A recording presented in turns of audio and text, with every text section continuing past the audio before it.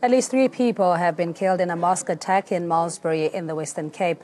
2 of the deceased are worshippers, while 1 is a suspect. The man reportedly walked into a mosque in the early hours of this morning and stabbed 2 worshippers, and 3 people, including a police officer, sustained injuries. The officer then shot and killed the attacker. The cause of the attack is unknown. And joining us on the line is Mishaka Daris of the Muslim Judicial Council. Thank you so much for your time. Just give us a sense of what transpired this morning. We hear of an unidentified man who walked into the place of worship early hours of this morning and attacked worshippers. Thank you so much for the opportunity. That is correct. An unknown assailant, he is of Somali origin. The community does not know him at all. And when we talk about the community, we're talking about Malmesbury in particular, who has a very well-integrated Somali community, where even the co-imam is a Somalian. So what happened today was that in the last few days of Ramadan, normally people spend their time in seclusion in the mosque area, and they just completed a program in the mosque, and they were taking rest. The worshippers were taking rest. 4 of them were in the mosque at the time, and the assailant entered the mosque. He had bloodshot eyes.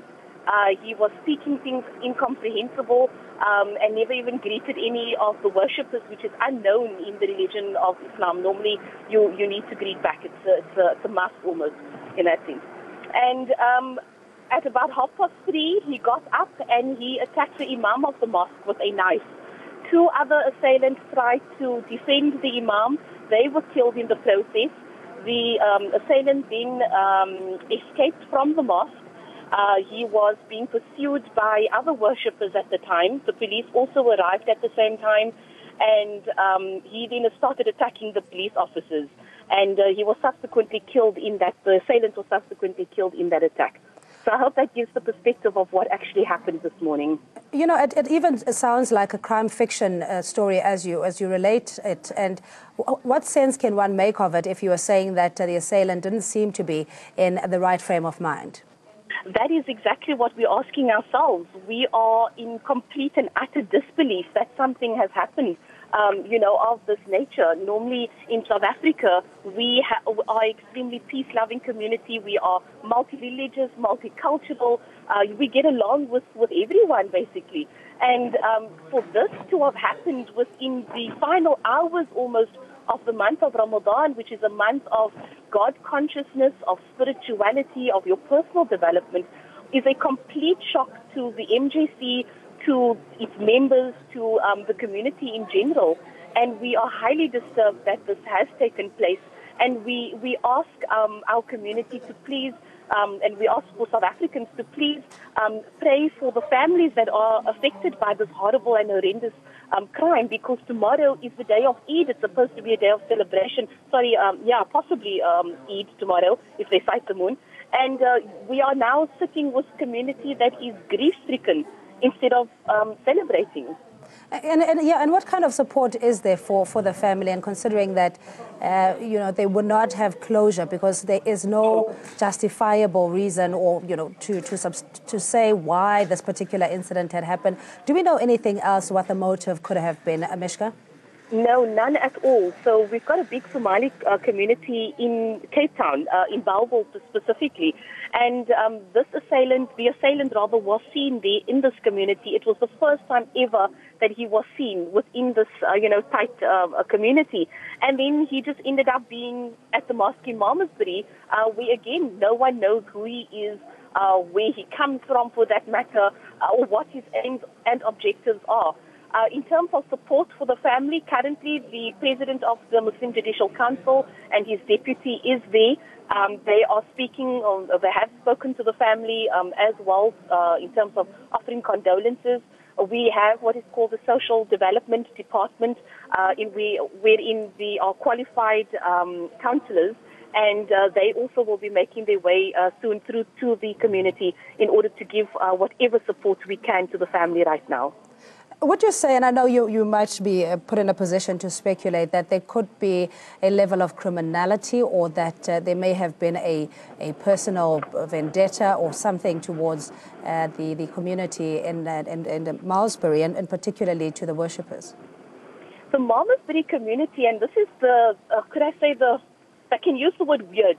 This is the weird thing. The community of Malmesbury is, it's a big town, yes, but it's a town about an hour outside of Cape Town CBD. But the community knows everyone else. It's about, I know my neighbor, we interact on a regular basis. The worshippers who are in the mosque are regular worshippers, etc. So it's a quiet town. It's a peaceful town. It's a farming community as well, some of them too. So it's really been one of those, raise the eyebrows, why? We really are asking the question, why? Why this kind of brutality? Why this kind of violence? And until we can find the answers, we can't speculate. And we want to, though, reiterate to the community that it's important that we don't speculate right now. There are rumors going around about flags that was flown. There were no flags. We can assure you of that. So please don't remain calm. Don't speculate. Let's first allow SAPS and Hawks to investigate properly, and then we can, take the next step from there. And I mean, obviously there'd be a sense of intensifying security, albeit that a place of worship is one of the spaces or public spaces where you ought to feel very safe. But I'm sure this has now also risen, the levels of concern and anxiety among community members. No, very, very much so.